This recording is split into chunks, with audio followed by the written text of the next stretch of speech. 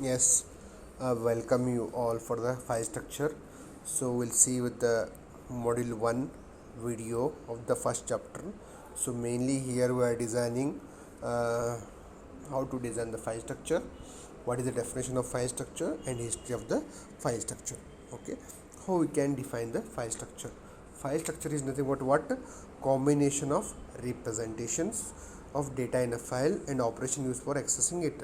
Okay, what are the operations we can perform? Read, write, modify and also find the data. Okay, next, why you are going for the design of the file structure. So the thing is that you are having a different types of memory, primary memory, secondary memory and tertiary memory. Primary memory is nothing but what? RAM. Here data is stored temporarily, but when you are accessing you can get in a fraction of a second. Whereas secondary memory is nothing but what? Disk. Here data is stored permanently, so whenever you are accessing the same data from the disk, it takes more amount of time. Okay, our main theme is to what? Our main theme is to what? To improve the access speed of the data. Okay, hence we are concentrating on that.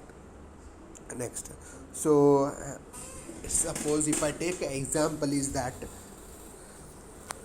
a example of library. Here what happens in the library, if you are having 1,000 books, if you want to search any one book, you need to search whole 1,000 books. Okay, it is like what? It is not properly represented. Suppose if you maintain a book list arranged in the sequential order, in some order, so by using that list you can get that book easily. You don't need to search 1,000 books. Okay, if you are having a proper arrangement. Hence, by improving the file structure design, we can improve the access time. Hence we are going for the file structure design.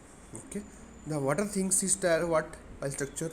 What is the information we need to get? We need to get it only one access, if not multiple access. Next, how the emergence of file structure came, we'll see one after the other. Initially we concentrated on what? Sequential access. Okay, sequential access, here what happens? The data is stored sequentially 1 to 100 locations. Suppose if I want to have data of the 97th location, we need to visit 97 locations, so the time consumption is more here. Okay, hence what happens? 97 locations you need to visit, it's a time consuming. Okay, suppose if I want to have only 2 records, I want to have a data from the second record, time taken is less. So here what happens? The accessing time is directly proportional to the size of the file. As the file size increases, access time will be increased. That is the major drawback. Next comes emergence of direct access. So direct access with the concept of indexing. So here, whenever you are stored the data in a file, so what happens?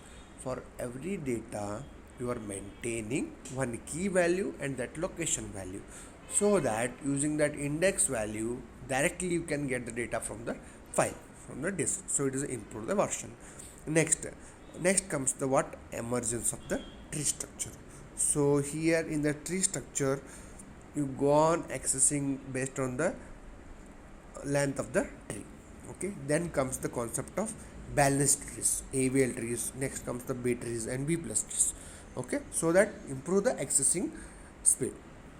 Finally you come with the concept of hashing. Hashing is nothing but what? Name given to the memory location. Okay, so whenever you want to access data by using the hash table, you can directly jump to that location and you are accessing the data. Hence, with the use of the concept of hashing, our file structure design has been improved. Okay, so in the first module you are having 5 chapters. So first chapter we are covered with what is the definition of file structure and why you are going for the file structure design and history of the file structure emergence. Okay, if you have any doubts, so we can have in the discussion in the interaction class. So go through this video. Okay, thank you.